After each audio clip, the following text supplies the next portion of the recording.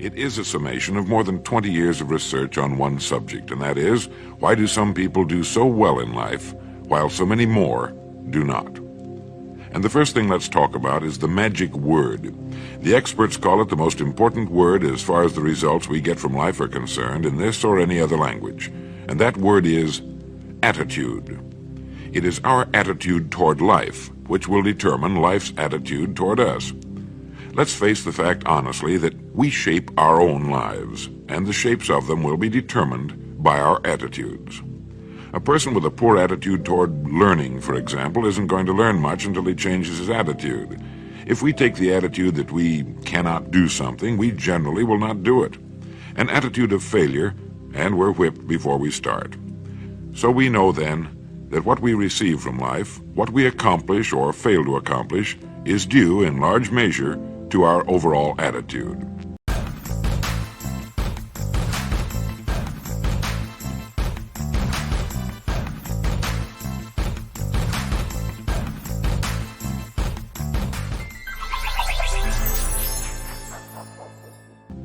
William James of Harvard University put it this way: "The greatest discovery of my generation is that human beings can alter their lives by altering their attitudes of mind." And isn't it wonderful that we have this measure of control? Before we start talking about our attitude toward the world, let's talk about our attitude toward ourselves, since it is the attitude we take toward ourselves which determines our attitude toward the world. Now, right here we come to a rather strange fact. We're so familiar with ourselves, we tend to take ourselves for granted. We tend to minimize the things we can accomplish, the goals we can reach, and for some equally strange reason, believe others can accomplish things in our field which we cannot. There are literally millions of human beings living narrow, darkened, frustrated lives, living defensively, simply because they take a defensive, doubtful attitude toward themselves, and as a result, toward life in general. Many people are suspicious of and oppose change, yet change is the one thing in life on which we can absolutely count. People who stay young all the years of their lives not only welcome change, but see it for what it really is: new opportunity, new chances for further fulfillment. Attitude is a reflection, a result of a person's will. It is incalculably powerful. It can bring about marvelous results for us, but we need to train it patiently, day by day. Now let's talk about the attitudes of people who are successful. The top 5% of the people who go sailing through life from one success to another, and who, even when they fail at something, shrug it off and head right out again. No matter who the person is or what he does, men and women in sales, business executives, people in all the professions, wives and mothers, students, top people in the armed forces, public servants, men and women in the service of religion, working men and women in all fields of endeavor, wherever you find a person doing an outstanding job and getting outstanding results, you will find a person with the right kind of attitude. These people take the attitude toward themselves that they can accomplish what they set out to accomplish, that there's no good reason on earth why they can't be competent, successful. They have a healthy attitude toward themselves and, as a result, toward life and the things they want to accomplish. And because of this, they achieve some remarkable things, and they come to be called successful, outstanding, brilliant, lucky, and a lot of other things.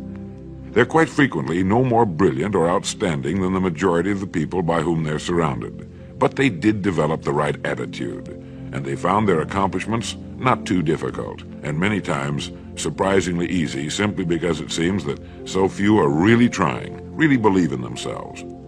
Successful people come in all shapes and sizes and in widely varying degrees of intelligence, background, and so on. But they all have one thing in common. They expect more good out of life than bad.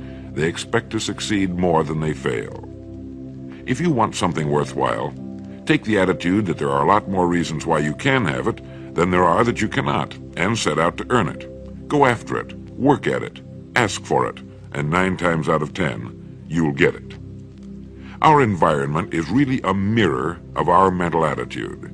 If we don't like our environment, we have to change our attitude first. Now, the world plays no favorites. It's impersonal. It doesn't care whether we change or not. Adopting a good, healthy attitude toward life doesn't affect the world and the people in it nearly as much as it affects us. It would be impossible to even estimate the number of jobs which have been lost, the number of promotions missed, the number of sales not made, the number of marriages ruined by poor attitudes. But you can number in the millions the jobs which are held but hated, the marriages which are tolerated but unhappy, all because of people who are waiting for the world and others to change toward them, instead of being big enough and wise enough to at least make a test which will prove beyond any shadow of a doubt where most or at least a big part of the trouble lies. Studies made of the lives of literally thousands of successful people have shown that they radiate confidence, assurance, they expect success, and they get success. You can spot these people by the way they walk, by the way they look and act. You can feel it about them when they enter a room. They may be short and fat, or tall and thin, or any combination in between, but they have about them the attitude of success. In the record Greener Pastures, I'll get into this next statement, but right now I want you to realize, if you don't already, that in 5 years or less, you can get right to the top of the work you're now doing. I know this, but the important question here is, do you know this? The minute you do know it, you'll have this right attitude I'm talking about. The easiest and most effective means of forming a good attitude habit is to begin to act as though you have a good, positive, expectant attitude toward life. That's right. Begin right now to walk, act, and look as though you belong to this group. If you're already in the top 5%, you'll know what I mean. If you've never tried it, you'll be amazed at what happens. Actions trigger feelings, just as feelings trigger actions. Now, let me tell you of a little test you can make which will prove beyond any shadow of a doubt that a good attitude can change a person's life as dramatically as walking from a darkened room into the bright, clear light of day. Not long ago, I read a line which went, "Life is dull only to dull people." This is true, but it also could have read, "Life is interesting only to interesting people," or "Life is successful only to successful people." Now, what I'm trying to say is that you must first become, mentally, from an attitude standpoint, that which you wish to achieve. A famous restaurateur was being interviewed by a reporter who asked, "When did you become successful?" He replied, "I was successful when I was sleeping on park benches, because I knew what I wanted to do and that I would do it." In short, his attitude had been one of success, of expecting success, long before the material, the tangible rewards of success had been earned. We'll get into this particular phase of Lead the Field in record number 3, A Worthy Destination. But for now, remember that a person must act, look, and because of these things, feel successful before the success he seeks can come. Chances are you know people who seem to be what others call lucky. All kinds of good and wonderful things seem to happen to them, and they give the impression of happily sailing through life, having a wonderful time, and getting more accomplished in a year than most people do in 5. This has been figured out fairly scientifically, and if anyone will conscientiously go about the test I'm going to recommend, and stay with it every day for the next 30 days without fail, that person can join this small, happy, and extremely productive group of people. He'll find himself becoming lucky, as they say, and most of his problems will pretty well take care of themselves. Of this you can be sure. The results will be nothing short of amazing. Now, it makes no difference how good a person's attitude has been in the past. Anything can be improved upon, and it's the small refinements upon something already good that makes it great. So here's the test.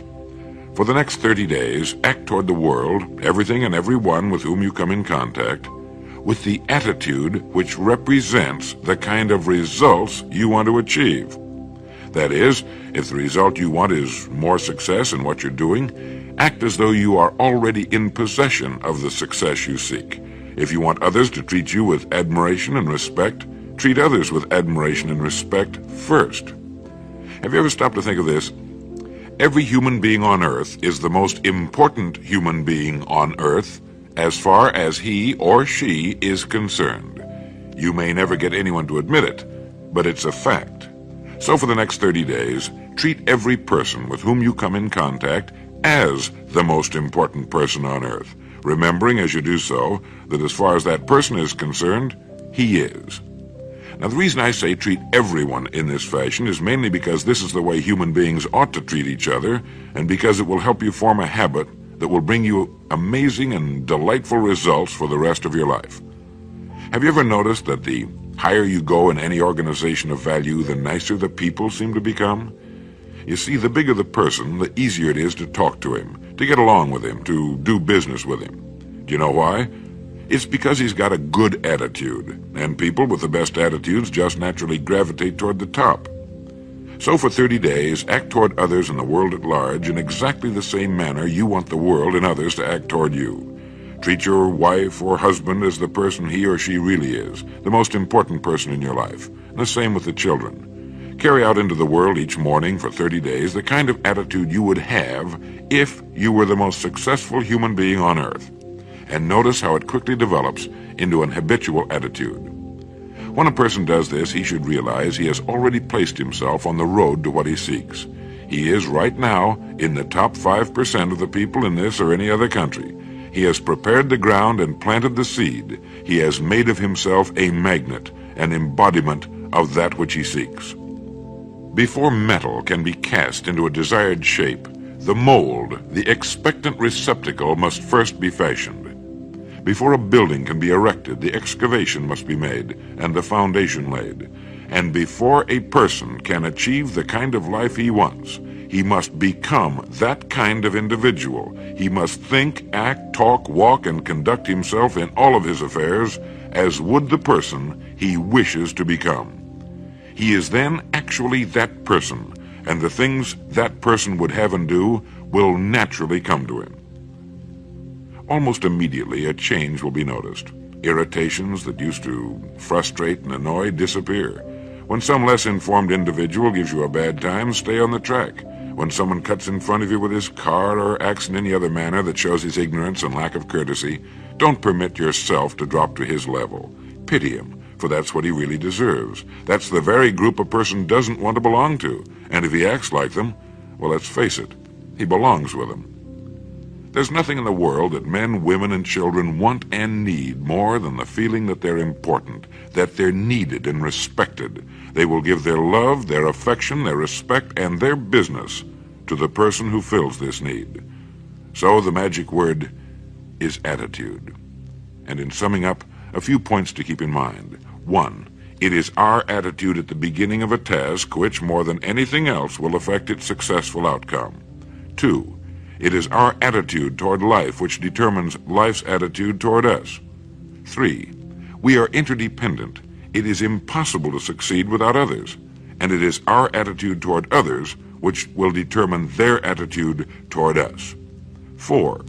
Before a person can achieve the kind of life he wants, he must become that kind of individual. He must think, act, talk, walk, and conduct himself in all of his affairs as would the person he wishes to become.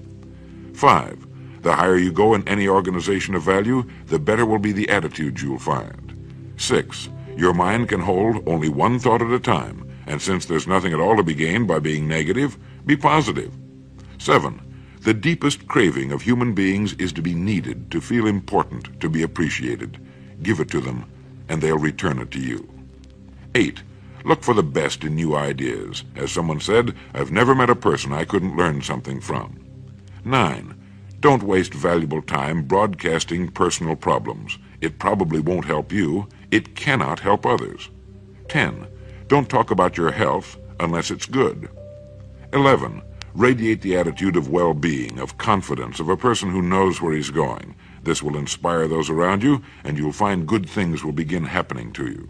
And 12, lastly, for the next 30 days, treat everyone with whom you come in contact as the most important person on earth. If you'll do this for 30 days, you'll do it for the rest of your life. In the next recording, I'll talk to you about greener pastures. But now in closing, remember the words of Walter Dill Scott of Northwestern University. Success or failure in any undertaking is caused more by the mental attitude even than by mental capacities. Thank you.